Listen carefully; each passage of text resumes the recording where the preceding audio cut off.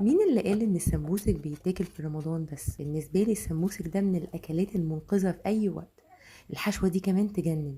عباره عن بطاطس مسلوقه زودنا عليها جبنه رومي مبشوره، وفلفل اصفر متقطع صغير، وزعتر وملح وفلفل، ورشة بابريكا ورشة خفيفة من الجنزبيل. الميكس ده مع بعضه بيبقى طعمه يجنن، وينفع نحشي بيه سمبوسك ونلفه كويس ونشيله في الفريزر ونطلعه في اي وقت جاهز على التحمير على طول.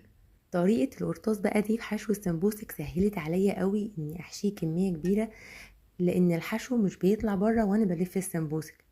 ده غير انها بتخلي شكل السمبوسك مثلث متوازي الاضلاع كده، شكله بيكون تحفة في التقديم ويفتح النفس. لما نيجي نقلي السمبوسك بقى ما بنسخنش الزيت لدرجة الغليان، مجرد ما الزيت يسخن بننزل السمبوسك وما بياخدش وقت خالص في النار، ونطلعه وهو لسه لونه دهبي فاتح ومع رشة بقدونس في الاخر.